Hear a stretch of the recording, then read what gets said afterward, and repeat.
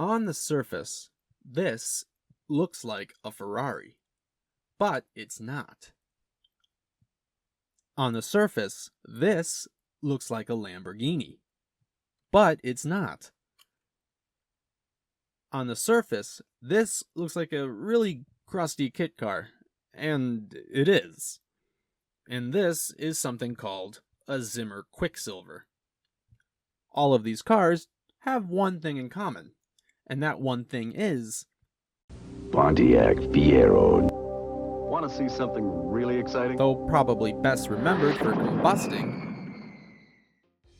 being a mid-engine GM car before the C8 Corvette, and for the seemingly endless number of 3,800 motor swaps, the Fiero also has history as one other thing: the possible king of kit cars. Thanks to a space-age aluminum frame that allowed for the easy removal of fiberglass body panels, its mid-engine layout, and an almost official dealer option called the Mera, the Fiero was the perfect candidate for many fake Ferraris and Lamborghinis. So much so, in fact, that Ferrari was kept very busy handing out cease and desist letters to the various body kit builders, including Pontiac themselves for the Mera. And then there's the Zimmer Quicksilver, a car originally designed for Cadillac to be built on a Corvette chassis, but after ejection was moved onto the cheaper Fiero chassis and built for the Zimmer brand.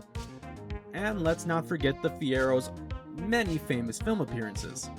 And I don't mean the obvious ones like Ferris Bueller or the show How I Met Your Mother, but rather all the exotic cars destroyed on screen that you probably didn't realize was a Fiero in the first place. You are watching Veloce Midwest, and today we are going to take a look at the Pontiac Fiero and its legacy as a kit car basis, and talk about how we went from this to this, and this, and this, and this one too.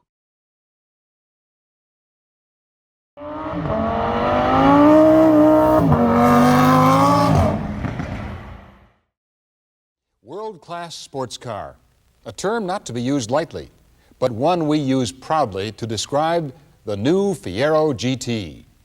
Its motoring excitement as only Pontiac can deliver. The Fiero was a two-seat mid-engine coupe designed and built by General Motors for the Pontiac division under the codename Project Pegasus, a name which likely birthed its unique Pegasus logo. The name Fiero was chosen likely due to its meaning proud in Italian, and there was no mistaking the car's Italian influence. The styling was very evocative of Ferraris, as well as the Fiat X19, which also happened to be a more affordable mid-engine Italian offering available during the Fiero's production stage, and later sold against the Fiero under the Bertone name. I'd argue the Pegasus logo was also meant to be a bit of a cheeky counter to the Ferrari Prancing Pony. However, despite excitement amongst Pontiac engineers to make a sporty mid-engine two-seater, GM was concerned that the car would overshadow the Corvette. As such, the Fiero budget was extremely limited, reducing it to a bit of a parts bin car, borrowing many parts from the Chevy Chevette, Pontiac Phoenix, and the Firebird. Furthermore, the sporty angle of the car was diminished slightly, as Pontiac tried to convince GM that the Fiero was less of a cheaper Corvette alternative, and was simply more of a unique commuter car. One thing the Fiero did have going for it, though, was what they called a space-age frame, which was a light and durable frame that made up the skeleton of the car and technically served as its body. The car was rigid and lightweight, which meant that its fairly underpowered inline-4 could still churn a little fun out of them. Furthermore, this meant that the body panels were just that, panels that could be popped on and off the different parts of the frame at will. The Fiero debuted for the 1984 model year, which was just after the Fiat X19 became the Bertone X19, and was also right when the Toyota MR2 was announced before being released for the 1985 model year. Despite what appeared to be heavy competition, the Fiero sold well in the first 2 years of production, especially with the V6-powered GT model introduced for 1985. However, reputation issues mounted as it became apparent that the inline-4 Iron Duke engines, as well as some V6s, had serious design flaws that led to all-consuming fires. Despite improvements over the years, new trims and prototypes for both a 2+2 model and a second-generation car, the Fiero was discontinued after the 1988 model year. But, as you can guess from this video, the story doesn't exactly end there.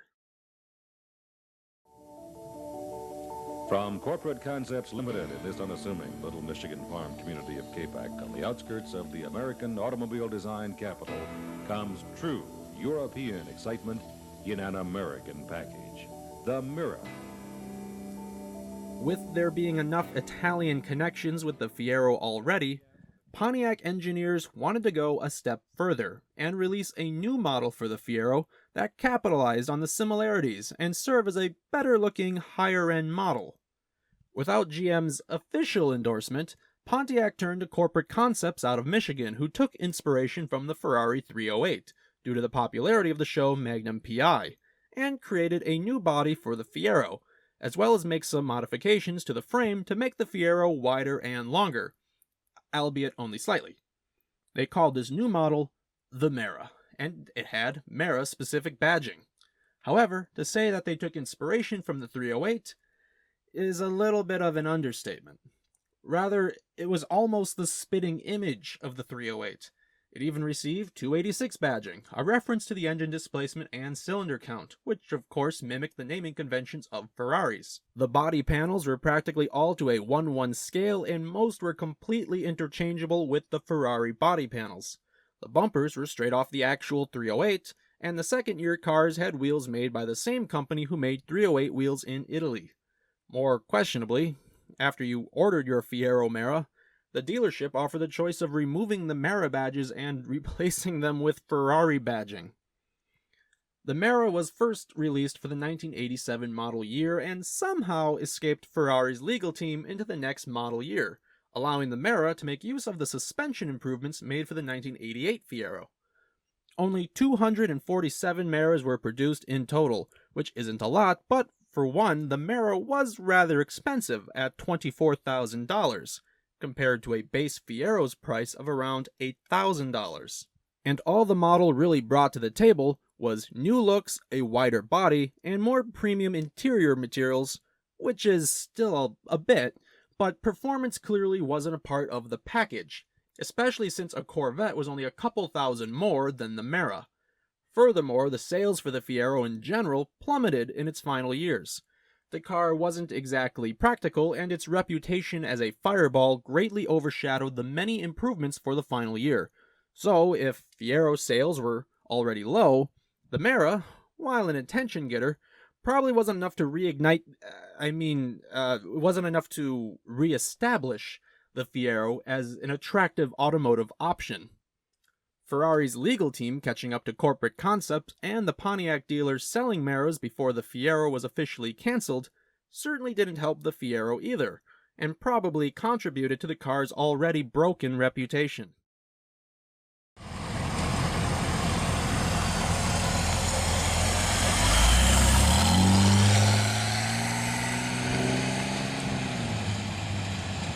Meanwhile, further rumblings at GM surrounding the Corvette and the Fiero were taking place on another stage.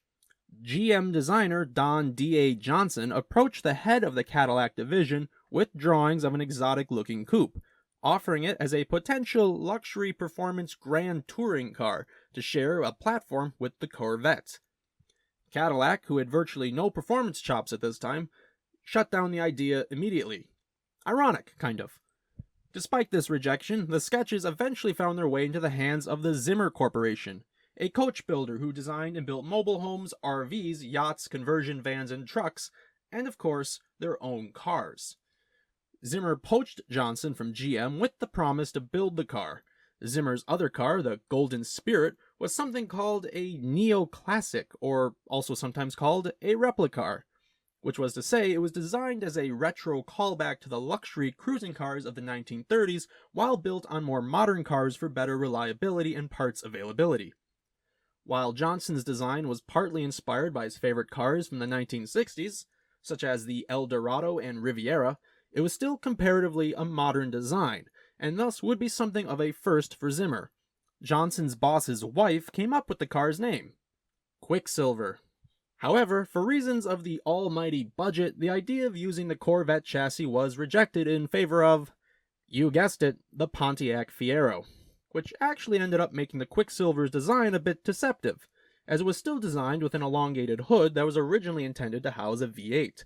Instead, that basically became storage, and the Fiero's 2.8-liter pushrod V6 remained in the back, unchanged from its original spec. Aside from the exterior, other changes included a longer wheelbase and a full leather and wood interior, as the car's purpose was to basically stand as a luxury GT car. Despite virtually no improvements to the handling or power, the Quicksilver relied on its styling, luxury, and handcrafted pedigree to justify its wild $44,000 price tag, almost double the Fiero Mera. All Quicksilvers were built by hand, however, which was meant to be a bragging right. However, the V6 in the back, rather sluggish now due to all of the added weight, became a point of ridicule. All the chassis really managed to do for the Quicksilver was make it cheaper to build, and at least allow it the Fiero's already excellent handling. About 140 Quicksilvers were made, although it was never intended to be a high-volume car. However, Zimmer did originally plan to build them as long as the Fiero remained in production, as the car was bringing attention to the company and making sales for them in a time of financial need. However, the Quicksilver's debut model year was 1987, so we can all take a guess on how that went for Zimmer. Despite its short lifespan, the Quicksilver nonetheless remains a rather interesting car in the Fiero's history, as it was the only other production car to ever use the Fiero's platform. Never a kit car and never a do-it-yourself kit, like the Mera in fact, the Quicksilver was a bona fide production car just as well. However, the ease of its production and the quick 9-month concept and development phase may have been partly responsible for what the Fiero became, although it was really the Mera that cemented that evolution.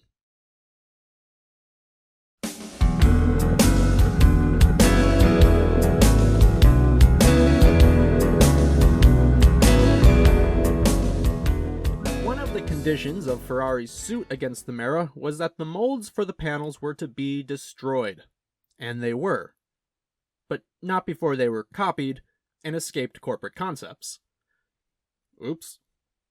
And since actual 308 Ferraris were rather expensive, of course, there was no shortage of demand from people who wanted to pick up one-night stands at bars with the phrase, "Hey, I got a Ferrari." And if they were lucky, whoever they were picking up had never seen a Fiero interior before, or took notice of the fact that the Ferrari they were getting into seemed to be wearing the body a bit poorly, or that it sounded like a V6 instead of a V8 or a V12. And from there, the floodgates opened.